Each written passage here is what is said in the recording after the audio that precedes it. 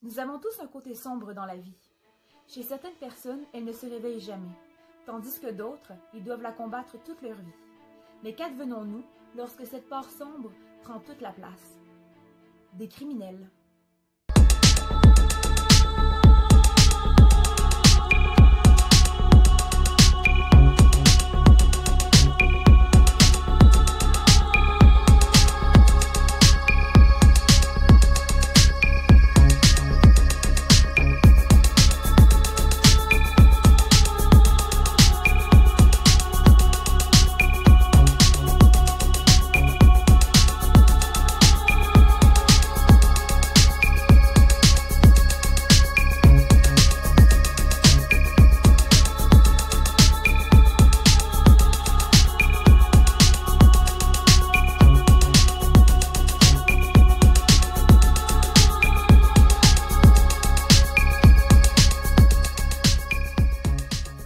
Salut tout le monde, j'espère que vous allez bien aujourd'hui. Bienvenue dans la nouvelle vidéo de la semaine.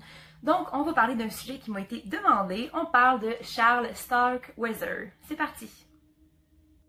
Alors, Charles Starkweather est né le 24 novembre 1938 à Lincoln, au Nebraska, dans une fratrie de 7, dont il est le troisième.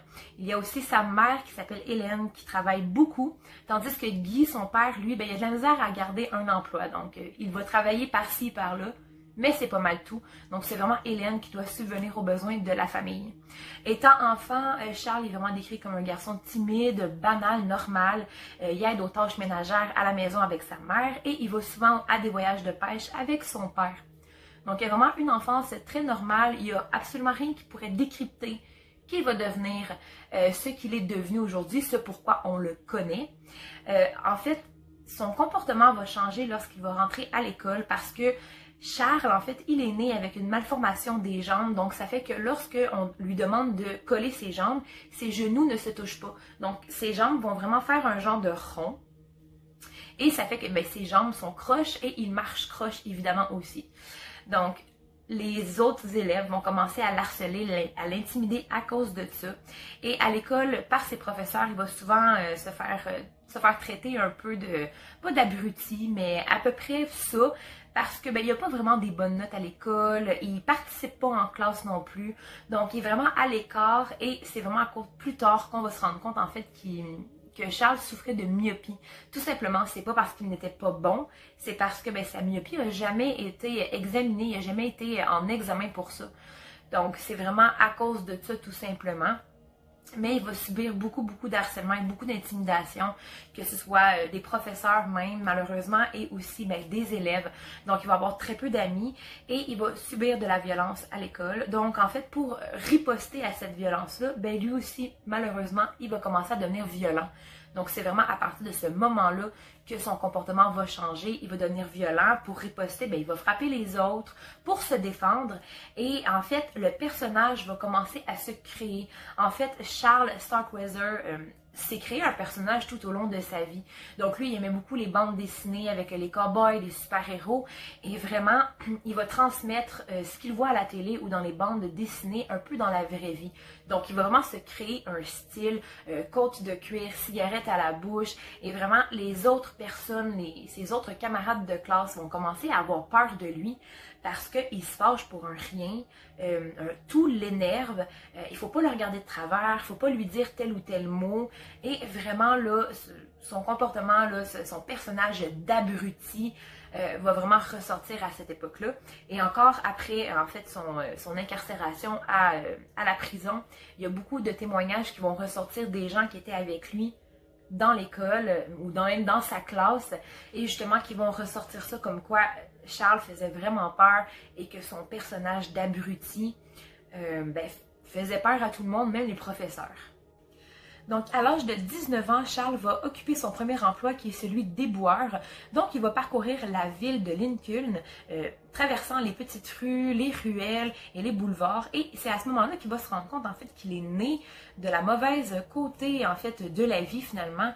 Parce que, en traversant les rues, il va se rendre compte qu'il y a des maisons qui sont grosses, qui ont l'air riches, des gens qui sont bourgeois. Et tranquillement, il va devenir un peu jaloux de leur situation comparée à la sienne, qui est assez précaire. Tu sais, Charles, il est pas né dans une famille riche, mais il est pas né dans une famille non plus pauvre. Il est né comme juste entre les deux, un bon balance finalement. Donc là, à cette époque, il va rencontrer Carrie-Lan Fugates, qui est âgée de 13 ans, qui est une jeune écolière qui n'a jamais fait de vagues. Elle travaille très bien à l'école, elle a de bonnes notes, elle est née d'une très bonne famille de bourgeois aussi. Donc, Carrie-Lan et Charles vont vraiment devenir inséparables. Mais malheureusement, en fait, les parents de Carrie-Lan n'aiment pas du tout Charles. En fait, il y a un côté abruti, il y a un comportement assez bad boy, et surtout son habillement, comment il s'habille, il fume la cigarette et tout, donc ça donne pas du tout envie aux parents de Carrie-Lan de voir leur fille traîner avec ce genre de garçon. En novembre 1957, Charles veut acheter un cadeau à sa nouvelle Bonnie. Et il va rentrer dans un dépanneur, dans une station d'essence, et il va demander au caissier s'il peut acheter ce petit cadeau à crédit. Sauf que le caissier va dire non. Et là, Charles, il va être très fâché. Il va ressortir du dépanneur. Et le 1er décembre 1957, après avoir regardé les allées et venues des caissiers, mais aussi des clients pendant plusieurs jours, il va revenir dans le dépanneur, il va braquer une arme sur la tête du caissier, il va le forcer à entrer dans sa voiture. Ensuite, ils vont se rendre dans un chemin de campagne abandonné et Charles va tirer une balle dans la tête du caissier. Il va ensuite se débarrasser de son arme pour la lancer dans une rivière. Et là, il va changer la couleur de sa voiture pour ne pas qu'elle puisse se faire repérer finalement. Donc, le 21 janvier 1958, Charles va se rendre dans la maison des Fugates et il va entrer dans la maison et à ce qu'il aurait dit dans son interrogatoire, en fait, les gestes qu'il a commis, c'est dû à une grosse chicane. Donc, une dispute va éclater et finalement, Charles va assassiner Marion d'une balle dans la tête et de plusieurs coups de couteau à la gorge. Il va ensuite tuer Velda d'une balle dans le visage, avec plusieurs coups de couteau aussi, et ensuite il va assassiner Betty Jane, la petite fille de 2 ans, de coups de couteau. Donc il va prendre le corps de Velda, il va aller dans la cour, il va la déposer, en fait déposer son cadavre dans un trou. Ensuite il va couvrir le cadavre d'une nappe, d'un drap blanc. Ensuite, il va prendre le corps de Betty Jane, la petite fille de 2 ans. Il va la mettre dans une boîte et il va déposer la boîte sur la cuvette des toilettes de la salle de bain. Ensuite, il va prendre le corps de Marion et il va aller le balancer dans le poulailler. Donc, pendant 6 jours, en fait, du 21 janvier jusqu'au 27 janvier 1958, Charles et Carrie-Lan vont vivre dans la maison comme si rien n'était. Pendant son interrogatoire, Carrie-Lan aurait dit qu'elle n'était pas du tout au courant en fait que sa famille était dans la maison. Charles, lui, aurait dit que sa famille était séquestrée en otage ailleurs. Donc que la maison était tout simplement vide. Tandis que Charles, lui, eh bien, avoue que Carrie-Lan était au courant. Donc, ils vont vivre dans la maison pendant ces 6 jours-là. Et il y a beaucoup de personnes qui vont essayer, en fait, de venir visiter la famille Fugates. Mais à chaque fois, Carrie-Lan va répondre à la porte et repousser les visiteurs non désirés, prétextant que la famille Fugates, donc sa mère, son beau-père et sa demi-sœur, étaient malades, étaient pris d'une grosse grippe et qu'ils étaient alités. Mais là, au courant du 6e jour, la grand-mère de Carrie-Lan commence sérieusement à se poser beaucoup de questions parce Carrie-Lan ne laisse personne entrer dans le domicile. Donc, elle va menacer, en fait, Charles et Carrie-Lan d'appeler la police si jamais ils ne veulent pas la laisser entrer. Donc, à ce moment-là, Charles et Carrie-Lan vont avoir vraiment peur et ne voudront pas se faire prendre. Donc, ils vont prendre la voiture de la famille et ils vont fuir tout simplement. Donc, le 27 janvier 1958, donc 6 jours après les meurtres, Carrie-Lan et Charles vont quitter le domicile et ils vont, en fait, s'enfuir tout simplement. Là. Donc, ils vont prendre la fuite et les policiers, grâce à la grand-mère, vont arriver chez la famille Fugates et vont découvrir les corps. Donc, c'est vraiment là qu'une enquête pour homicide sur 3 corps, finalement, va s'ouvrir. Et là, la panique générale dans Lincoln, parce que Lincoln, c'était vraiment une petite ville calme, douce, paisible. Il n'y a vraiment rien qui pouvait arriver, là, finalement. Et là, soudainement, il y a 3 meurtres qui se produisent. Et là, tous les habitants, en fait, vont sortir leurs armes, ils vont se mettre à dormir avec leurs armes. Et s'il y a des voisins qui n'en ont pas d'armes, d'autres voisins qui en ont 2 ou 3 vont en prêter. Donc vraiment, tout le monde va se mettre à l'affût et ils vont vraiment rechercher c'est qui le ou les meurtriers. Tellement que même pendant la nuit, il y a des barrages routiers qui vont se faire parce que les gens ont vraiment peur et Lincoln, c'était paisible autrefois. Pendant ce temps, Charles et Caroline vont s'arrêter en fait dans une vieille ferme isolée où un ami de Charles habitait, Auguste Meyer, qui était âgé de 70 ans, qui était célibataire, donc veuf à cette époque. Et Charles, tout simplement, lors de son interrogatoire, va dire que Auguste lui aurait ouvert la porte, fusil à la main, et qu'il n'a pas eu le choix de l'abattre d'une balle dans la tête. Ensuite, il a pris le cadavre d'Auguste Meyer, 70 ans, et est allé le porter dans une vieille cabane dans la cour qui était abandonnée. Donc, Charles et Caroline vont entrer dans la maison et ils vont se mettre à fouiller un peu pour chercher de la nourriture, des vêtements, mais surtout de l'argent. Donc, eux, c'est vraiment l'argent qu'ils recherchaient. Et un coup qu'ils ont tout trouvé, eh bien, ils vont repartir sur la route. Donc là, ils ne veulent pas se faire... ils veulent pas se faire découvrir non plus. Et en même temps, la voiture qu'ils avaient empruntée, c'était embourbée dans la boue. Donc, ils ne peuvent pas prendre la voiture des Fugates et ils n'ont pas le choix de marcher. Donc, ils vont marcher sur la rue principale. Et ensuite, ils vont rencontrer deux adolescents de 16 et de 17 ans.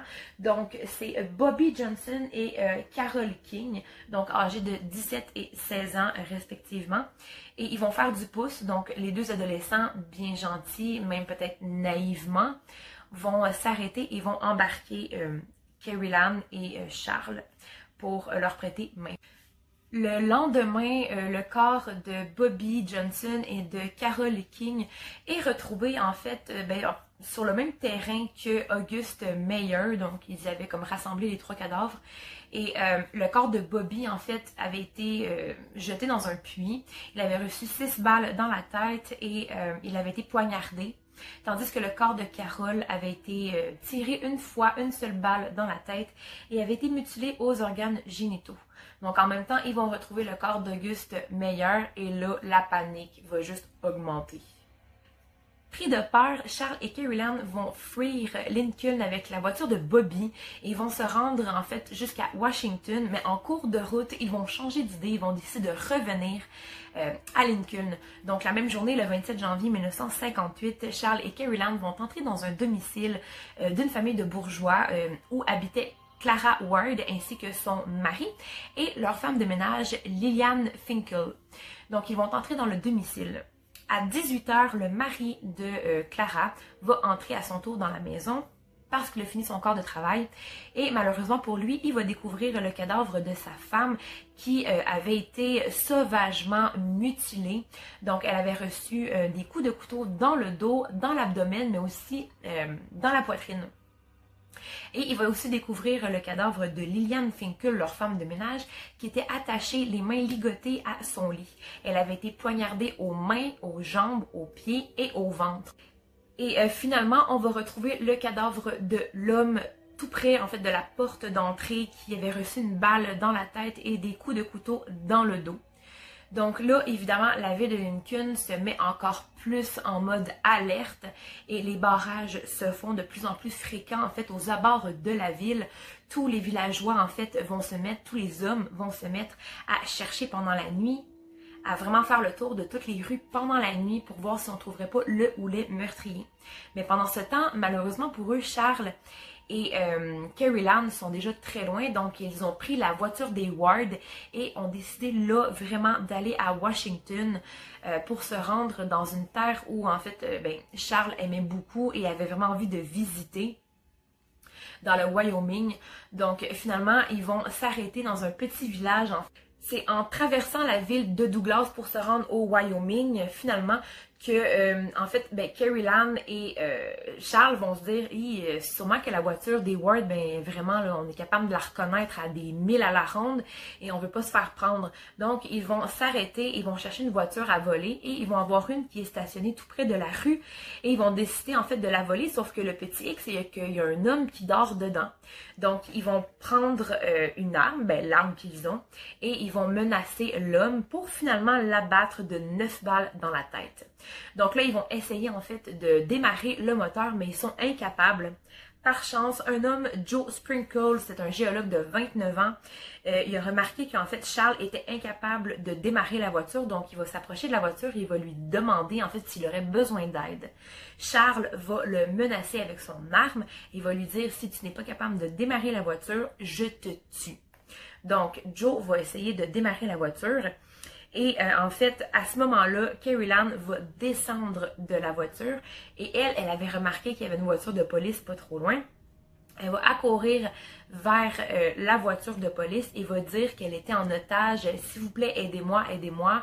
Je suis prise en otage par Charles Starkweather. » Donc là, l'homme va vraiment être coincé. Et Charles, ben malheureusement, il va décider de prendre la fuite parce que Joe était capable de rallumer le moteur. Charles est rentré dans la voiture et il a pris la fuite. Donc, à partir de là, il y a une course policière qui va s'ouvrir. Les policiers vont rouler à toute allure pour essayer de rattraper Charles. Ça va vraiment être comme dans les films, là, exactement là, comme dans les films là, Fast and Furious. Là, les policiers vont courir. Après, il va y avoir des balles qui vont rebondir, qui vont retentir en fait. Ils vont essayer de tuer Charles, et il y a une balle qui va lui traverser l'oreille. Donc c'est à partir de ce moment-là en fait que Charles va juste décider de s'arrêter et de se rendre aux autorités. Donc au total, il y a 11 victimes et Charles et Carrie-Lan, même si elle a proclamé avoir été otage de Charles, va être envoyés en prison tous les deux. Ils vont subir des interrogatoires et Carrie-Lan en fait va vraiment dire qu'elle était otage. Au départ, Charles va en fait dire que oui, effectivement, elle était otage. Puis finalement, elle va se rétracter pour dire que non, elle était autant coupable que lui, qu'elle était au courant de tout ce qu'il avait fait et qu'elle avait même été partante. Donc là, il y a un procès qui va s'ouvrir et ça va seulement durer 2 mois. Après 2 mois, Charles Starkweather va être condamné à la peine de mort, tandis que Carrie-Lan à la prison à vie sans possibilité de libération conditionnelle avant tant d'années. Et là, en fait, la condamnation à mort de Charles va être prévue pour le 22 mai 1959, mais pendant la nuit, le père de Charles a appelé, en fait, le comté pour faire annuler sa condamnation, qui va être annulée. Ensuite, elle va être reprévue pour le 25 juin 1959, et par un malheureux hasard, le médecin qui était supposé regarder en fait, s'assurer que Charles était mort après sa condamnation et mort quelques minutes avant sa condamnation d'une crise de cœur. Mais malheureusement pour lui et pour Charles, le comité en fait va quand même dire que oui, la peine de mort doit être exécutée le 25 juin 1959. Donc Charles va recevoir 5 projectiles en fait de la chaise électrique, 5 charges électriques pour et finalement, ensuite, il va être déclaré mort. Tandis que Carrie-Lan, elle, va obtenir une libération sur parole en 1976. Elle va s'installer au Michigan et changer de nom. Elle va se remarier et elle ne voudra plus jamais reparler de cette histoire de meurtre avec Charles Starkweather. Donc voilà, c'est tout pour cette vidéo, pour ce sujet. J'espère que vous avez aimé le contenu. Si c'est le cas, n'oubliez pas de mettre un pouce bleu. Vous pouvez aussi vous abonner si ce n'est pas déjà fait. Sinon, vous pouvez toujours vous rendre sur ma chaîne, regarder un peu les sujets qu'on parle, qu'on discute. Si vous avez des idées de sujets, n'hésitez pas à me les écrire en commentaire. Je lis tous les commentaires et je commente tous les commentaires. Donc voilà, j'espère que vous avez aimé. Sinon, je vous souhaite une bonne soirée, un bon week-end et on se retrouve pour un prochain sujet. Gros bisous!